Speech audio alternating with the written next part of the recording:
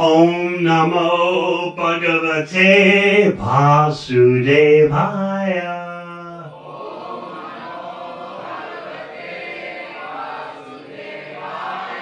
Om Namo Bhagavate Vasudevaya.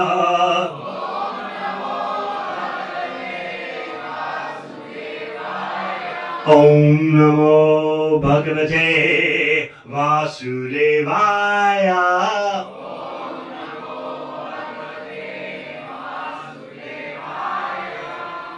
Srimad Bhagavatam, 3rd Canto, Chapter 32, Entanglement in Fruitive Activities. Text 26. Jnanamatram param brahma Paramatmeshvara puman Drishyadibi pritag bhavair Bhagavan eka iyate Jnanamatram param brahma Paramatmeshvara puman Drishyadibi pritag bhavair Bhagavan eka iyate Jnanamatram param brahma Paramatmeshvara puman Drishyadibi pritag bhavair Bhagavan eka iyate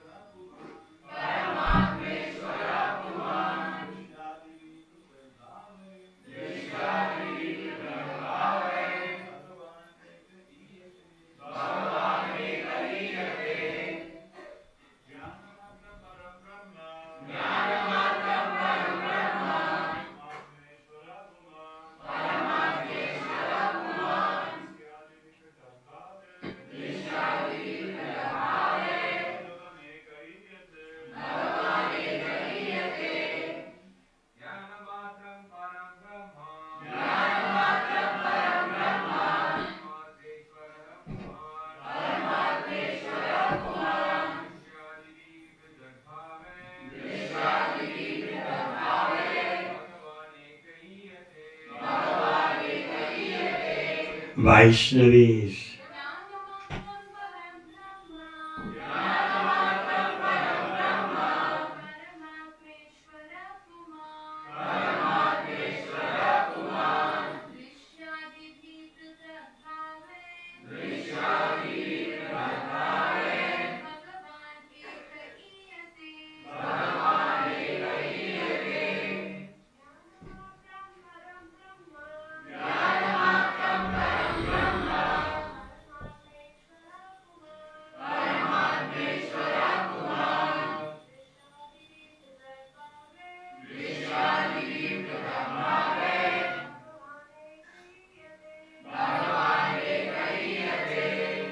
Jnana, knowledge. Matram, only. Param, transcendental. Brahma, Brahman. Paramatma, Paramatma. Ishvara, the controller. Puman, super soul. Drishyadibi, by philosophical research and other processes. Pratak bhavai, according to different processes of understanding. Bhagavan, the Supreme Personality of Godhead. Eka, alone. Iyate is perceived. Translation. The Supreme Personality of Godhead alone is complete transcendental knowledge. But according to the different processes of understanding, he appears differently, either as impersonal Brahman, as Paramatma, as the Supreme Personality of Godhead, or as the Purusha Avatar. Purport. The word Drishyadipi is significant. According to Jiva Goswami, Drishi means Jnana, philosophical research. By different processes of philosophical research under different concepts, such as the process of Jnana Yoga, the same Bhagavan, or Supreme Personality Godhead, is understood as impersonal Brahman. Similarly, by the Eightfold Yoga system, he appears as the Paramatma. But in pure Krishna consciousness, or knowledge in purity, when one tries to understand the absolute truth, one realizes him as the Supreme Person. The transcendence is realized simply on the basis of knowledge. The words used here, Paramatmeshvara Puman, are all transcendental, and they refer to Supersoul. Supersoul is also described as Purusha, but the word Bhagavan directly refers to the Supreme Personality of Godhead, who is full of six opulences: wealth, fame, strength, beauty, knowledge, and renunciation. He is the Personality of Godhead in different spiritual skies. The various descriptions of Paramatma, Ishwar, and Puman indicate the expansions of the Supreme Godhead are unlimited. Ultimately, to understand the Supreme Personality of Godhead, one has to accept Bhakti Yoga. By executing Jnana Yoga or Dhyana Yoga, one has to eventually approach the Bhakti Yoga platform. And then Paramatma, Ishwara, Puman, and so forth are all clearly understood. It is recommended in the second canto of Srimad Bhagavatam that whether one is a devotee or fruitive actor or liberationist, if he is intelligent enough, he should engage himself with all seriousness in the process of devotional service. It is also explained that whatever one desires, which is obtainable by fruitive activities, even if one wants to be elevated to higher planets, can be achieved simply by execution of devotional service. Since the Supreme Lord is full in six opulences, he can bestow any one of them upon the worshipper. The one Supreme Personality of Godhead reveals himself to different thinkers as a Supreme Person, or impersonal Brahman, or Paramatma. Impersonalists merge into the impersonal Brahman, but that is not achieved by worshiping the impersonal Brahman. If one takes to devotional service and at the same time desires to merge into the existence of the Supreme Lord, he can achieve that. If someone desires at all to merge into the existence of the Supreme, he has to execute devotional service. We'll stop there. It's a very long purport. Translation again. The Supreme Personality of Godhead alone is complete transcendental knowledge. But according to the different processes of understanding, he appears differently, either as impersonal Brahman, as Paramatma, as the Supreme Personality of Godhead, or as the Purusha Avatar. Om Agana Chiranandasya Gyananjana Shalakaya Chakshud Militang Yena Tasmai Shri Gurave Namaha. Jai Shri Krishna Chaitanya Prabhu Nityananda Shri Advaita Gadadhar Shri Vasadi Gaura Bhakta Vrinda. Hare Krishna, Krishna Krishna, Hare Hare, Hare Rama, Rama Rama, Hare Hare. Complete knowledge means to understand the Supreme Personality of Godhead. As you are aware, there are so many different types of material knowledge that you can pursue, but everything material is troublesome, problematic, and distorted without a direct connection to the Supreme Personality of Godhead.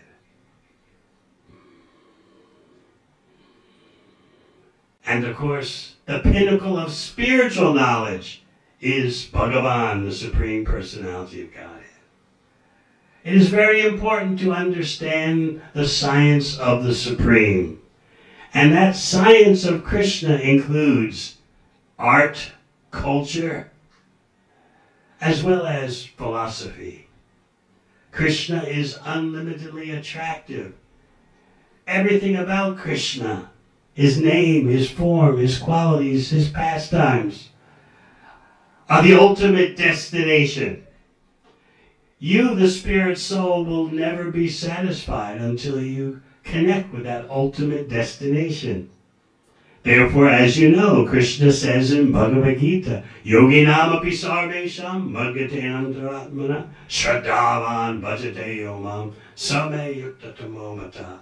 Of all the different types of yoga systems and their yogic practitioners, of all those types, the greatest, the highest, is the one who's absorbed in devotional service to the Supreme Personality of Godhead. You may not have realized how you have reached the pinnacle of spiritual development. You may think, oh, we're just attending the mandir on Sunday. We're following tradition. Or you may be thinking, you've been so distressed and frustrated in material existence, maybe Krishna will work for you. So we have persons coming from all different types of motivations. But because they come to Krishna, Krishna himself says, they all are meritorious, sukriti. But now what do you do with your great fortune, your great merit? Bhakti is an investment. How much are you willing to commit yourself to devotional service, the process for understanding Krishna? You've gone far beyond punya, pious activity. What to speak of sinful activity, papa. The previous chapter, spoken by Lord Kapila Dev to his mother, Devahuti, outlined the results of sinful activity, bad karma, leading to hellish destinations. This chapter begins by presenting the results of good karma, punya, and both the bad karma and the good karma are rejected by Lord Kapila Dev. This chapter presents, in the beginning, how the materialistic householder is absorbed in rituals for pleasing the devatas, for the benefit of the ancestors, and the hope that not only will there be material enjoyment in this life, but also in the next life. That's intelligent materialism, which you don't see today. So as I often point out, to call someone a materialist today is actually a great compliment. It implies, calling them a materialist implies they know how to live a productive and beneficial material life. They do not. Everything done today is so destructive, even from the material point of view. So this chapter starts off by condemning those who are absorbed in good karma, who want to go to the heavenly planets. So what do you think? You might assume, yes, we wouldn't mind going to the heavenly planets, where that material happiness is thousands of times better than what is available on earth. But Lord Kapila Dev considers such desires to be foolish. He uses the term kama mudha. It's bad enough to be a mudha, a fool, but kama mudha, to be constantly bewildered by material desires, by lust for this, lust for that. So Srimad Bhagavatam is laying out for you the complete picture. You can do this. You can just commit sinful activities and suffer hellishly. You can dedicate yourself to pious activities, doing all the rituals, pleasing the ancestors, pleasing the devatas. You can do that also. Still rejected. As Krishna explains in Bhagavad Gita, Chine punye marcha lokam vashanti. You can go up to the heavenly planets, but you must come down. Lord Chaitanya compares that whole experience of traversing the universe up and down to something in medieval times called the dunking chair. Anyone know about the dunking chair? It's a chair attached to a post, wooden post, on the bank of the river. And the chair is at the end of a long piece of wood. And so the criminal is placed in that chair, and then the whole primitive mechanism dunks the person into the river. And that person is gasping for air, about to drown, and just when the person thinks, I'm finished, he's underwater, he can't breathe, they bring him up out of the water. The current version of that, in case you don't know, is called waterboarding. Performed by many of the benign, wonderful governments today. Where they put you on a board and a plank, and your head is down, your feet are up, and then they put a wet towel over your nose and mouth, and they pour water on it. And it gives you the exact sensation of drowning. And then they take the wet towel off, and now you want to tell us everything. No, I don't know anything. Oh, the towel goes on, down you go, water pour over. This is considered extreme and cruel torture. But imagine the relief you feel when they stop pouring the water. Similarly, Lord Chaitanya talks about the medieval equivalent, the dunking chair, where the king orders this criminal should be placed on the chair and plunged into the river, almost to the point of death. Just when he's about to die, drowning, bring him up for air.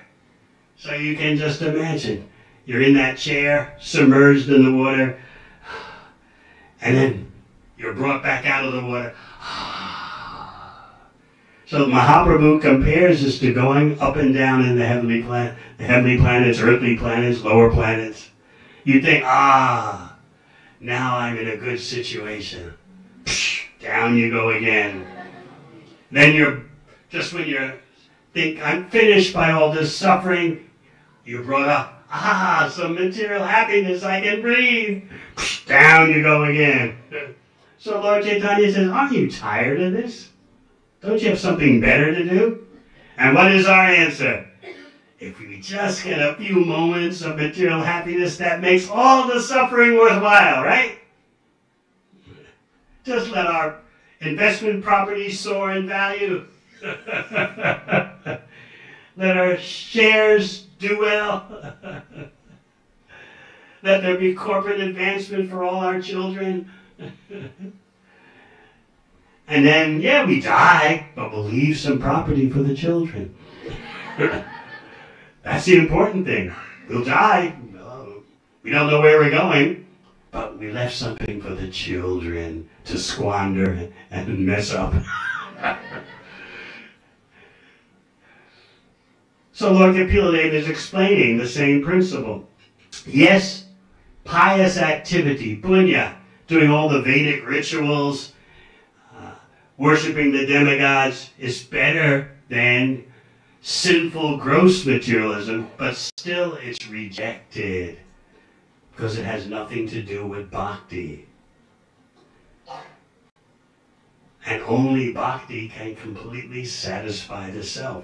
Yenatma supersediti. So Bhagavatam explains in the very beginning, Savai pumsam paro dharmo yato bhakti atokshaje. Ahoituki apratiyata. Yenatma supersediti. That system of spiritual dedication is best. That sponsors, advocates devotional service to the Supreme Lord with no material motivation. And if there is no material motivation, there won't be any interruption. Interruptions in this pure service to the Lord come about because of material desires. So Bhagavatam says, Yenatma supersediti.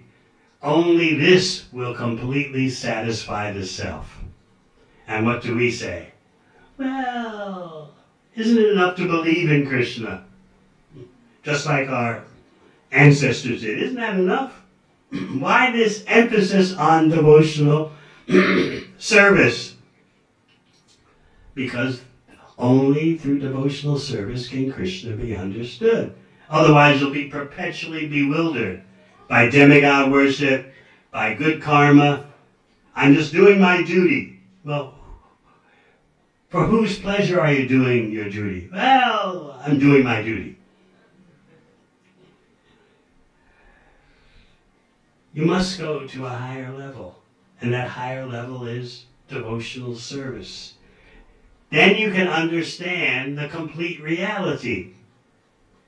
Therefore, the verse today explained by Lord Kapila says, the Supreme Personality of Godhead alone is complete transcendental knowledge.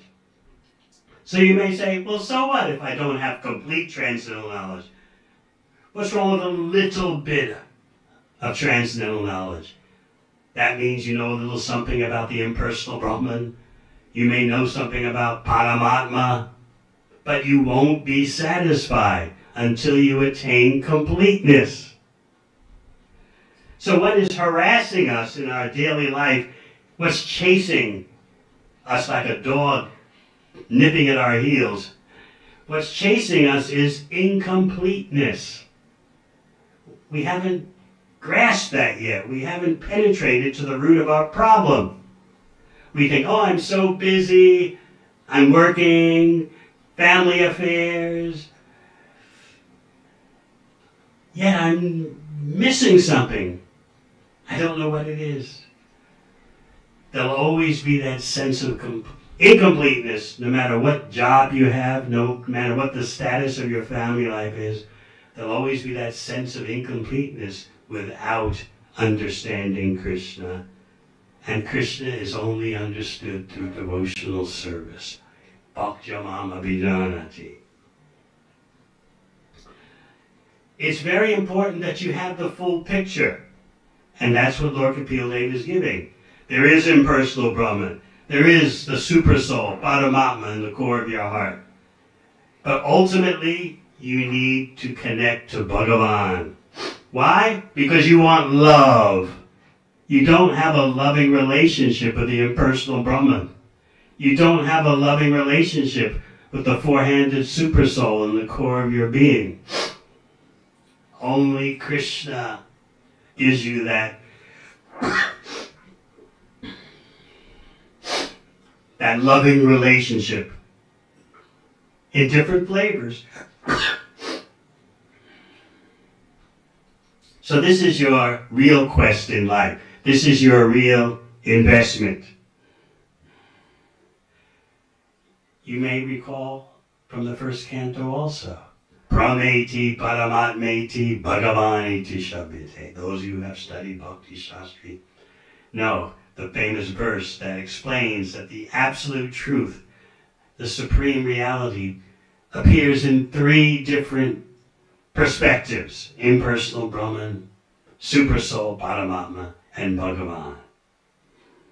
According to how you approach, you get these different perspectives. But if you approach through bhakti, you get the complete package. Remember, Incompleteness will not satisfy you. Incompleteness in material affairs will always be there. And there can be spiritual incompleteness. You have some glimmer of understanding of the impersonal, all-pervading Brahman. Or you have some, through your meditation, the practice of the eightfold meditation system. Who has time for that? The real Ashtanga yoga system? No one. But let's say you happen to be a yogi who lives on top of a mountain in the Himalayas. Anyone? You can get a glimpse of the Paramatma, the four-handed supersoul in the core of your being. But you still won't be satisfied without Bhagavan. How are you going to love without Bhagavan? Love means attractiveness. I explain this again and again and again. Without attractiveness, how can your understanding of spiritual knowledge be complete? Krishna has the ability to unlimitedly attract you. He does it as a child. He does it as a friend. He does it as a master. He does it as a romantic partner. Krishna presents everything you want unlimitedly and without flaw. Therefore, his name is Krishna. Unlimitedly attractive. So you may ask, why sometimes is the Supreme Lord referred to as nameless? Yet you're calling him Krishna. He's nameless in the sense that he performs so many activities. You can't just fix a name on one of Krishna's activities and say, that's it. That's all there is.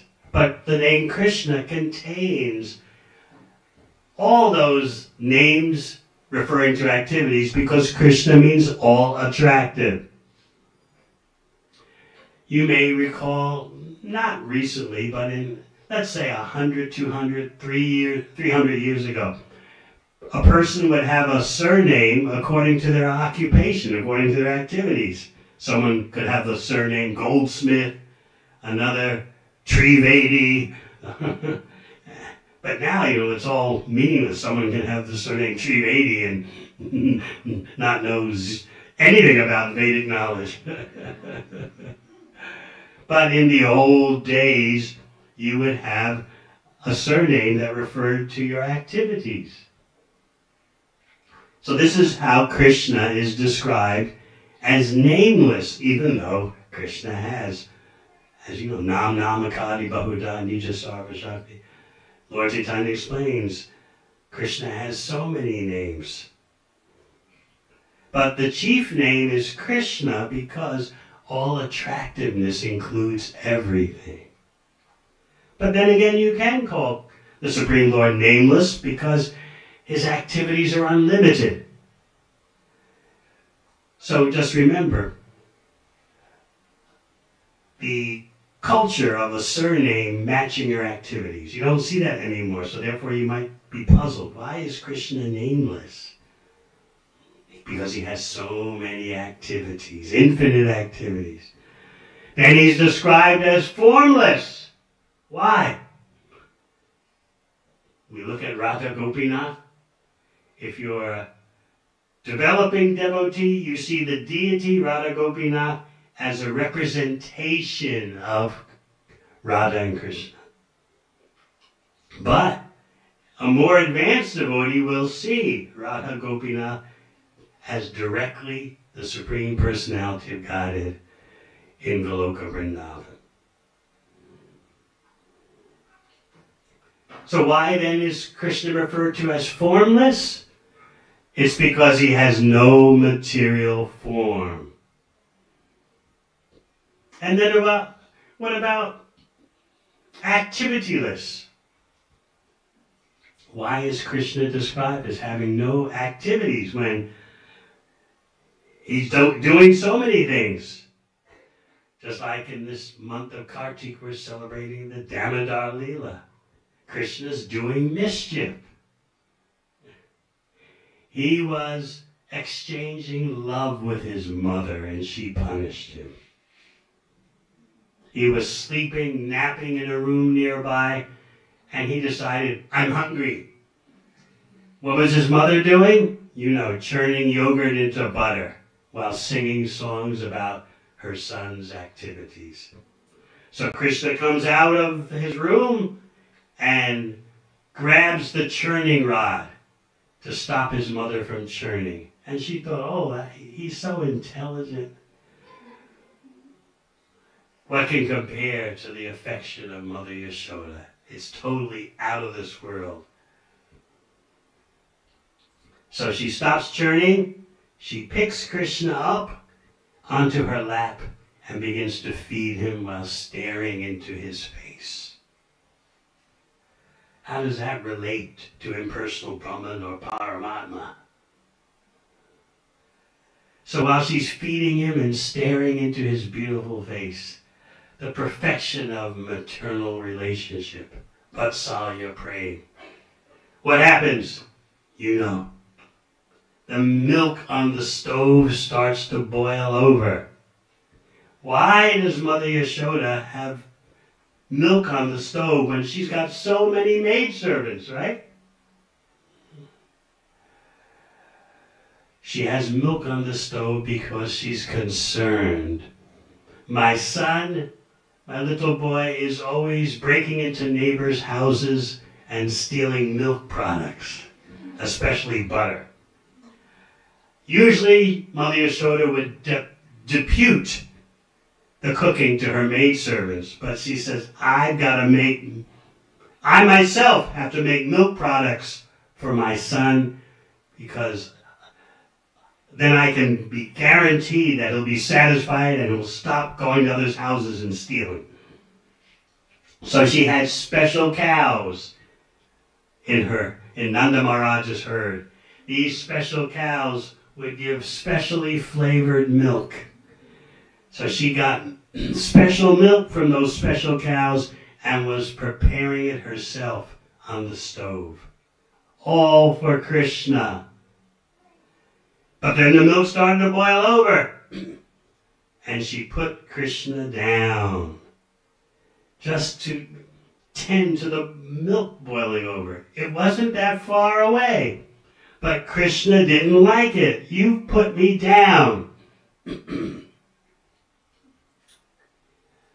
I'm not fully satisfied drinking your breast milk. You put me down.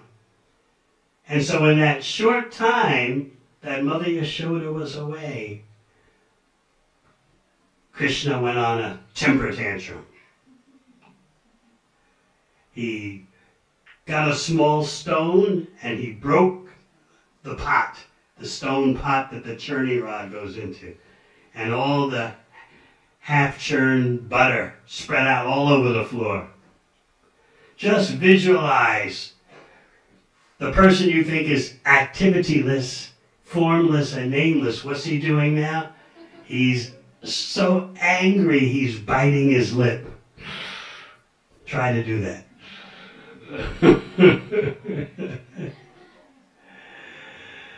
She put me down. His eyes fill with tears. He's demonstrating the infinite perfection of a childhood temper tantrum. You might, if you're an impersonalist, you'll say, what kind of God is this? But this is the God who knows how to pull on his mother's heartstrings. I have noticed it's hard for men to understand a mother's affection for a child. Often it's hard for men to understand why women want children. Such a botheration, sleepless nights, and I was in one city in Europe, I won't tell you which one, to protect the identity of the person. But this nice devotee family came to see me, husband, wife, and she had 3 young children, all under the age of 7 and ranging down to, I think, 2 or 3 years old. And so she was telling me, oh, it's so hard. I have such difficulty chanting my rounds. I have such difficulty sleeping. I don't get any free time. I'm just non-stop taking care of 3 children. She went on and on and on like that. And the husband, the procreator, was kind of quiet.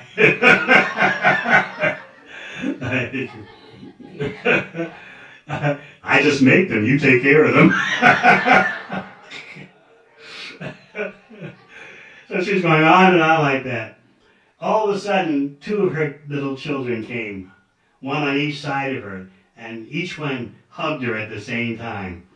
I said, "How do you feel now?" She said, "This is nice."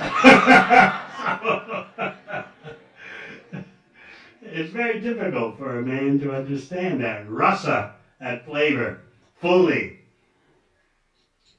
So Krishna wants to deepen the rasa with his mother. He wants more love to come out. That's the nature of infinity. We think of infinity as limitless time and space.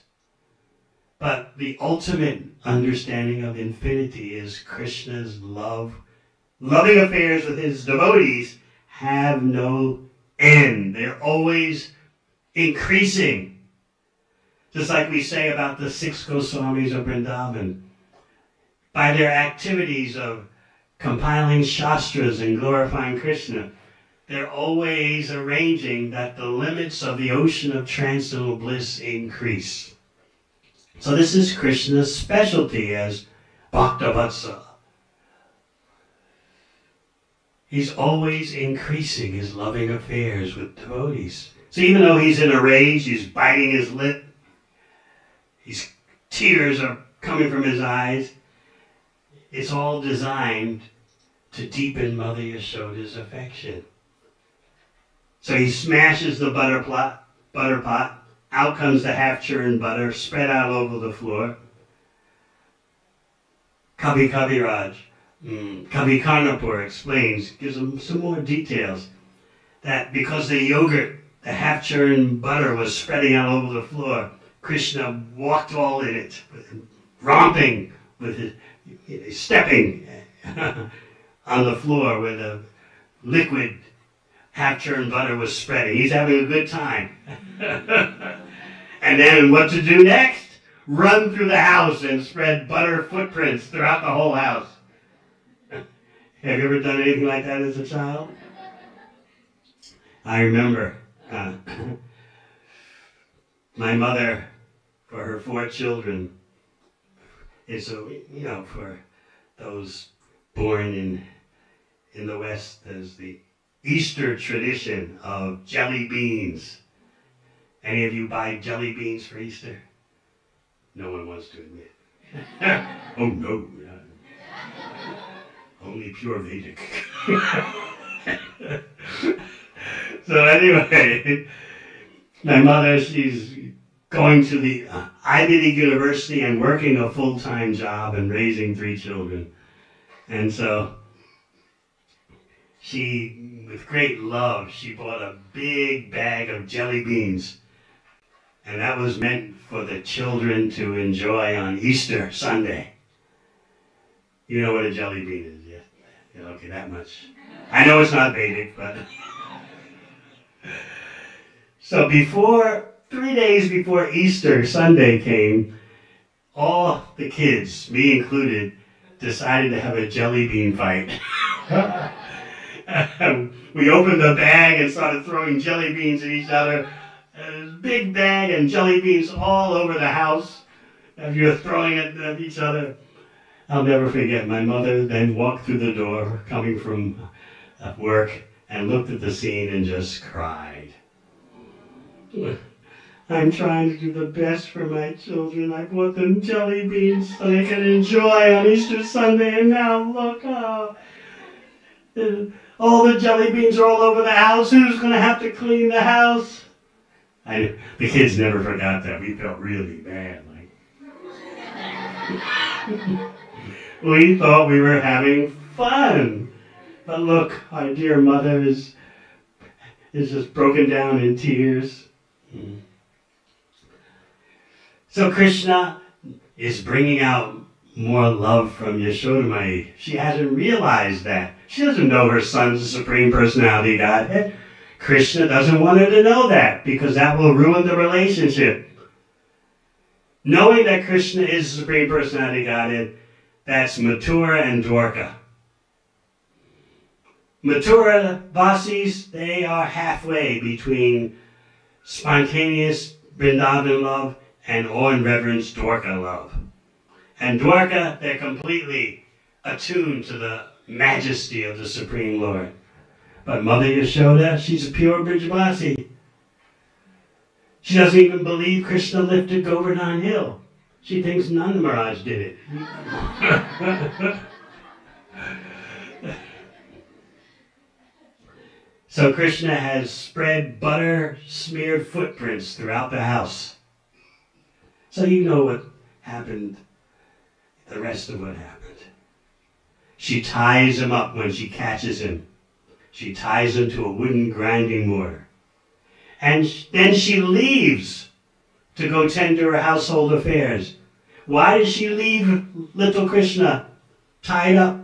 She was confident he won't do anything more.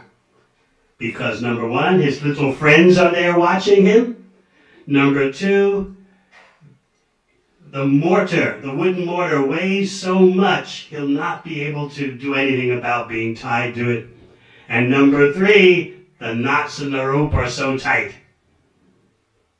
So what is Krishna thinking? He's thinking, you're punishing me because I did mischief. Now I'm going to do even more mischief. I'm not through yet. So he begins to drag the grinding mortar towards the Yamalarjuna trees. Now what are Krishna's little friends thinking? His little friends are thinking, he's dragging the mortar toward these two big trees because he wants shade from the sun. They didn't know what Krishna is thinking.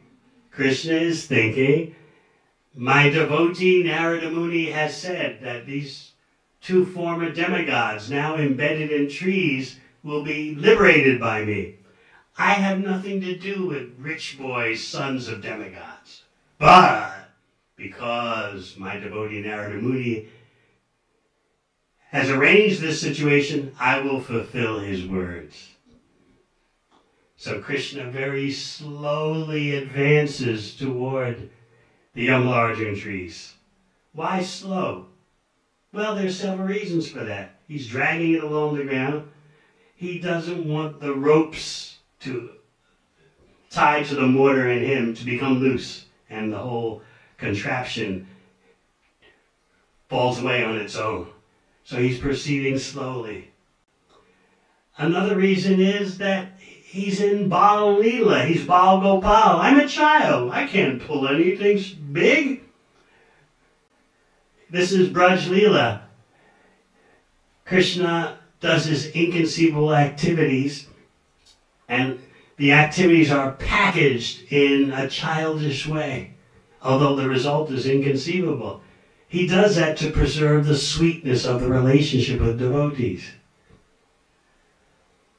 So Krishna advances very slowly toward the trees to make sure the mortar doesn't come loose, and is dragging these marks on the ground. That's very important.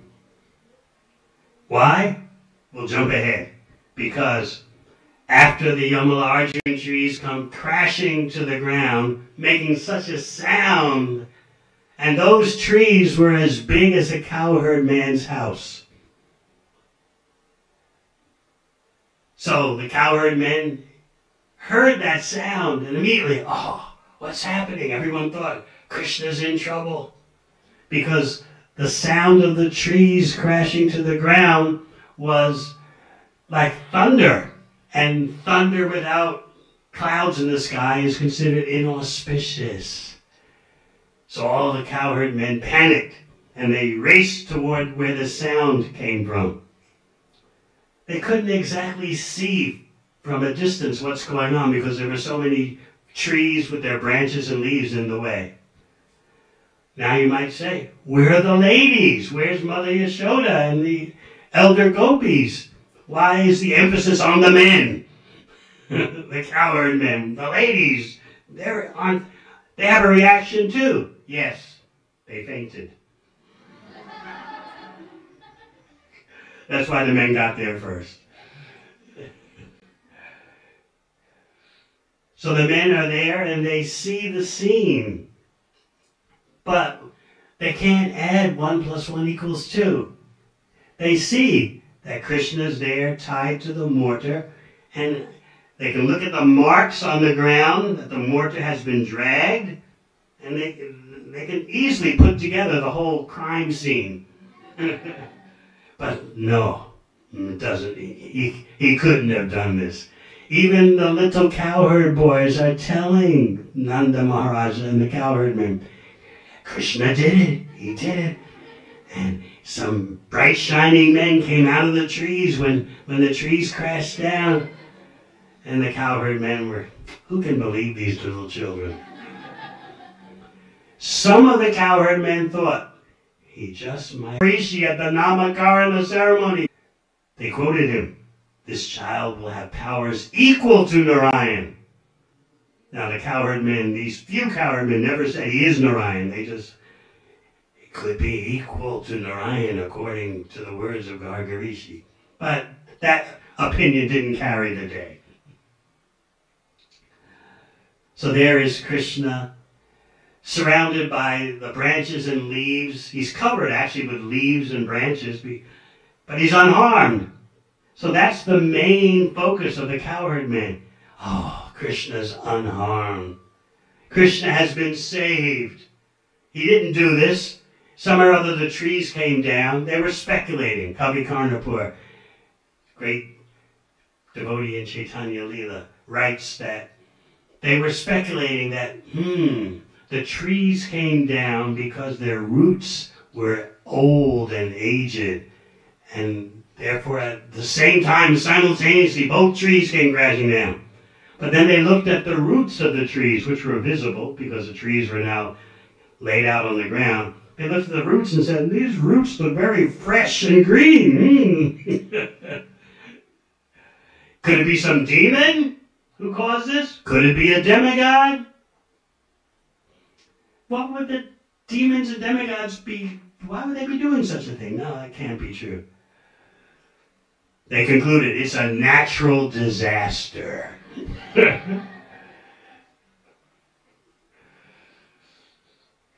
Meanwhile, their main concern is, how is it that Krishna is safe? That's the main thing. What saved Krishna? Usually when Krishna is in a situation like that, the elders attribute Krishna's safety and his victory to, number one, Krishna must have done, our child must have done in his past life, lots of punya, lots of pious activities. Or else they said, Krishna has been saved by our prayers to Narayan. Finally, they would say, because our local village Brahmana priests are very powerful, their mantras have protected Krishna.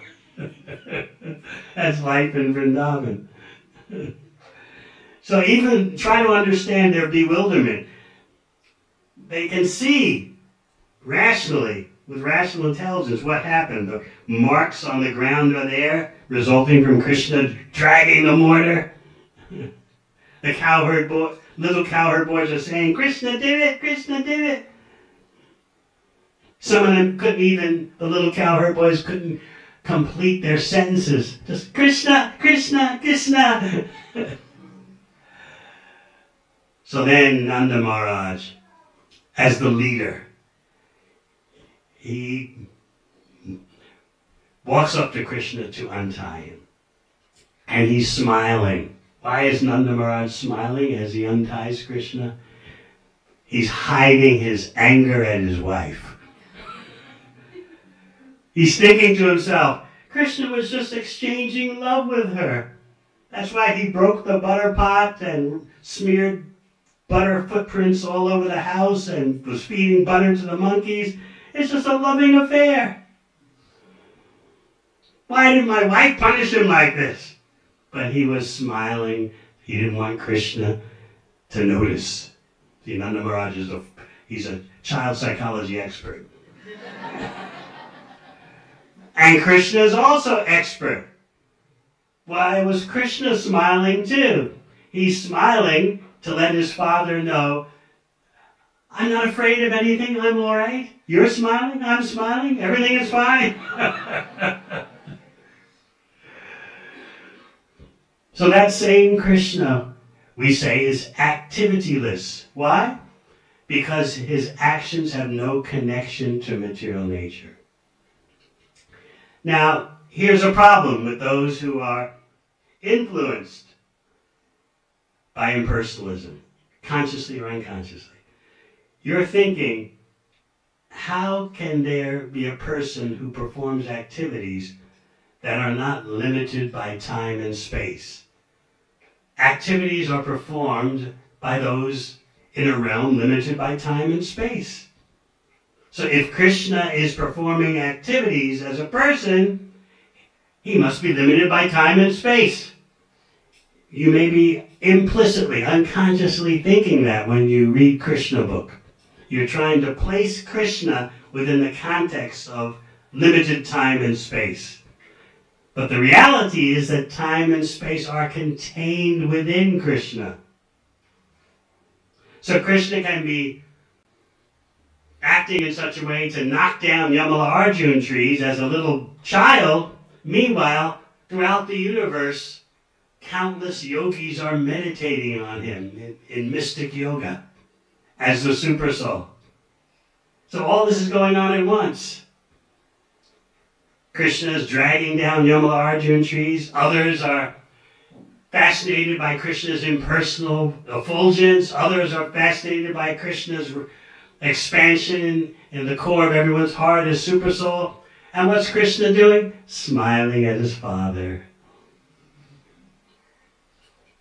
So this is why Lord Kapil Dev is giving you scientific knowledge so you can get to the 10th canto and understand Krishna in truth. Otherwise, your spiritual practices, your yoga, your meditation, your pious activities will never reach the ultimate conclusion. So this is what Lord Kapila Dev is doing for his mother, Devahuti. She submissively accepted him as her guiding light.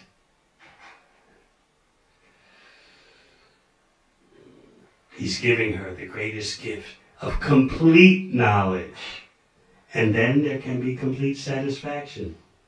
You've seen the picture on the cover of Lord Kapila Dev on an asana and his mother Devahuti sitting before him. Yes, everyone knows that picture. That was the only, I think, one of the few good things my mother did in her lack of understanding about bhakti. For a while, she was looking at Bhagavad Gita. She's from a very strict Christian background, one way only. But she started reading Bhagavad Gita and she saw this picture of Lord Kapila Dev sitting on the asana, lecturing his mother. His mother's on the floor in front of him. So one time I went to visit my mother and she said, "Come here." And she sat me on the couch. And then she sat on the floor in front of me and said, "Is this how you do it?"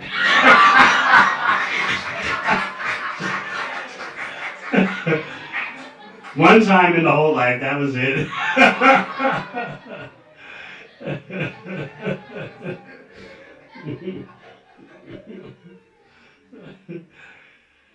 All right, any questions?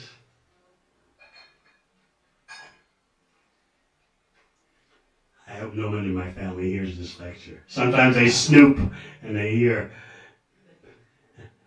and then they say amongst themselves, "Don't say anything about the family affairs around him. It'll be broadcast all over the world."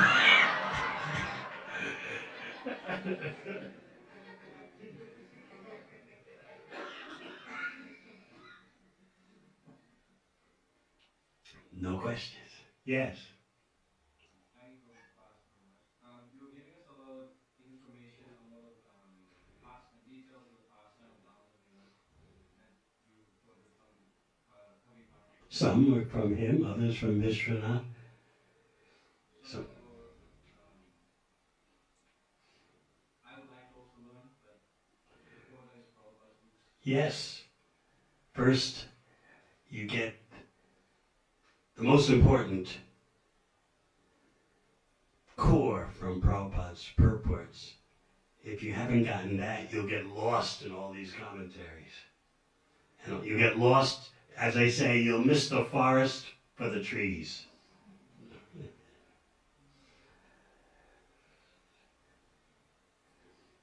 So yes, master Prabhupada's books, and then you can sprinkle your presentation with these little details.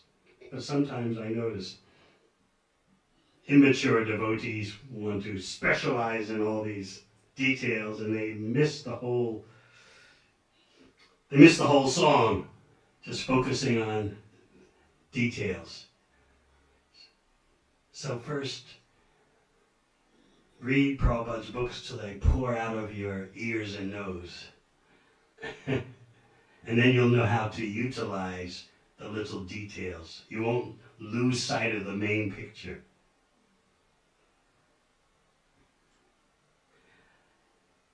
Anything else? Yes.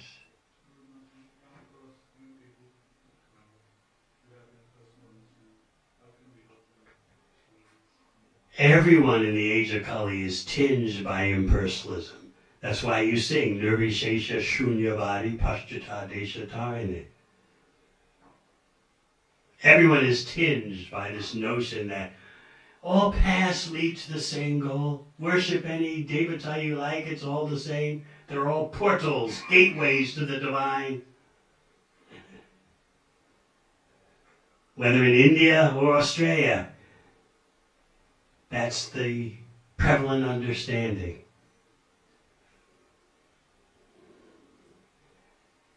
So this is why knowledge of Krishna is so important for distribution. People automatically think that the ultimate is the infinite, nameless, formless, activityless. If they at all think about anything beyond material nature, that's what they think.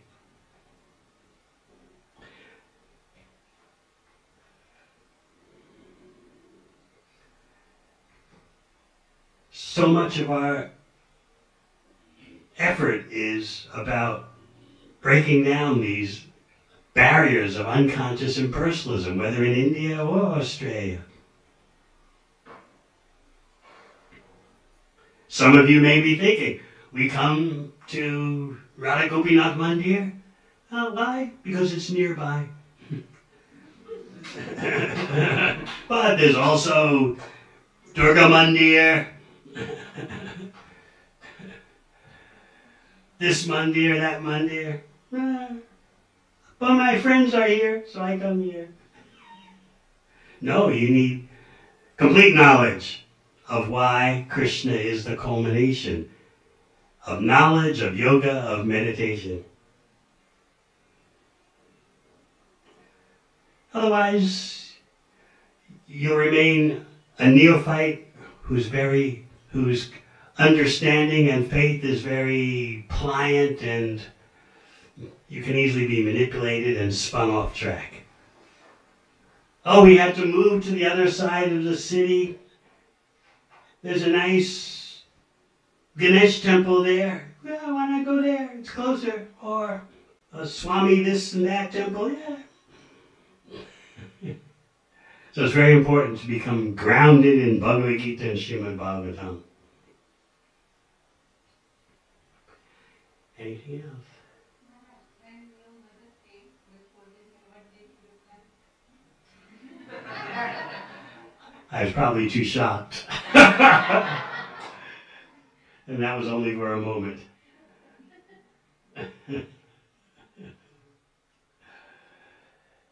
Yes? Quick question, about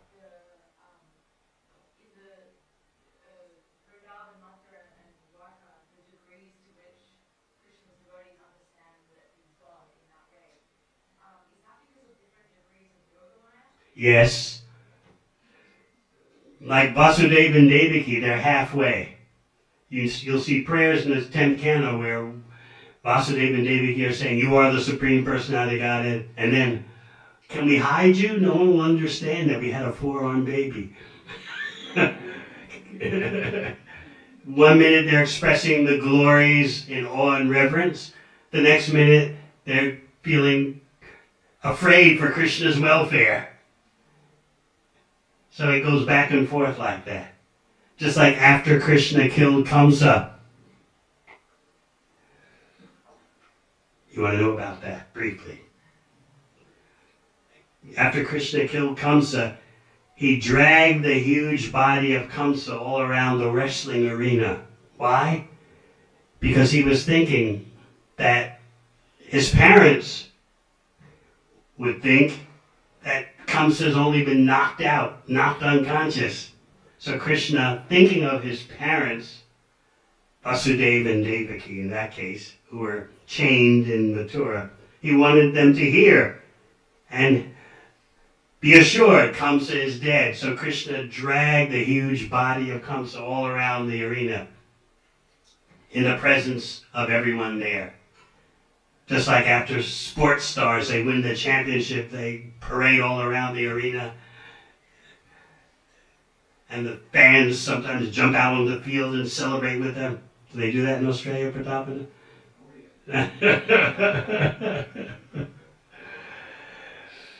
So that's why Krishna did that. See, I'm dragging him all around. He's dead. He's not just knocked unconscious.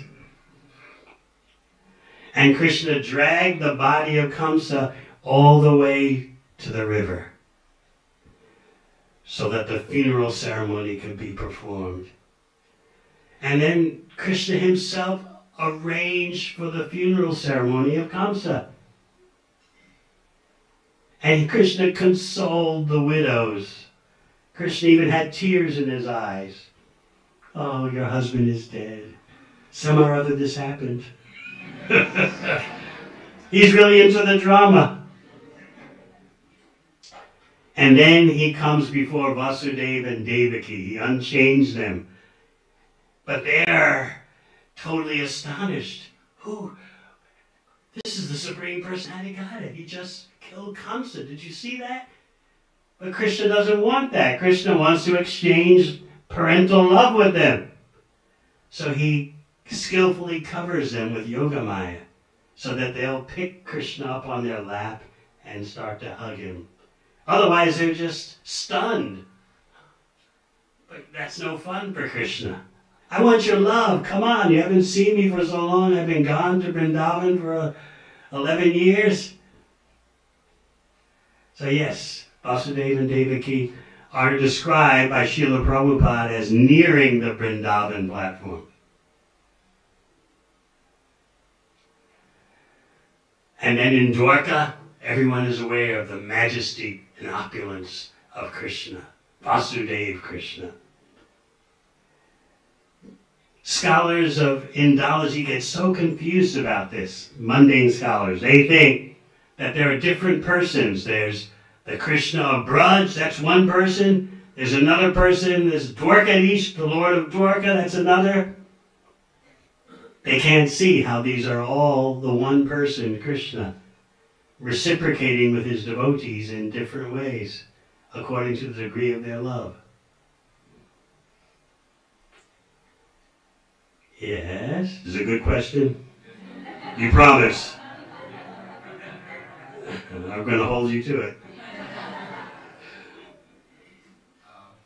Thank you for narrating Krishna's childhood pastimes. We really discussed it even speak about the Buddha story, like how we glorify Krishna's childhood and almost like giving that example for other kids to perform the same example. But the fact that today you narrated such a beautiful story of pastimes about deepening the love of the parents to the child, it really beautifies my heart. Krishna is the supreme everything. He's the supreme mischief maker. He steals butter. He's the best thief. But how can you apply material morality to Krishna when Krishna is morality himself? So think about that. Oh.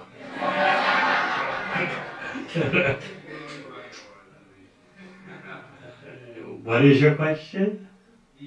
When someone get elevated to the higher planet, heavenly planet, do they have to always come down, or can they stay there and then they move over to the future world? Yes, they can move to higher planets. They can take shelter of Brahma on Brahmaloka. And when at the end of Brahma's life, which is 311 trillion years, they can go back to Godhead with Brahma. Unless they still have material desires, and then they return to the material universe when it's created again. So yes, there is a gradual process for going back to Godhead by going up through the heavenly planets. That's explained in the second canto. You've read it? Yeah, okay. But there's a danger in the heavenly planets. Who knows? Huh?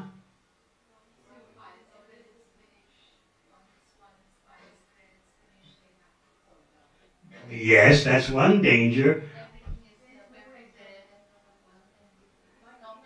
You get, because the material circumstances are so nice, you forget your spiritual purpose in life. That's why in the 5th canto you read that the Devatas pray that if we have any punya left in our account, any pious activities left in our account, we want to take birth on earth. Because it's so easy after a short life to go back to Godhead. So let us remember. All right, last question. Just a comment. You said something about Indology, but these are Western Indologists who think like that. Swadeshi Indology. I know about that, but if you go to University of New Delhi, you'll also find Marxist Indologists who think the same. Marxists and leftists have created a different narrative. Exactly. And they are influenced heavily by Western Indology. Well, whoever you blame it on, that's all right, but they say like that. Swadeshi Indology is the answer. Srimad Bhagavatam is the answer.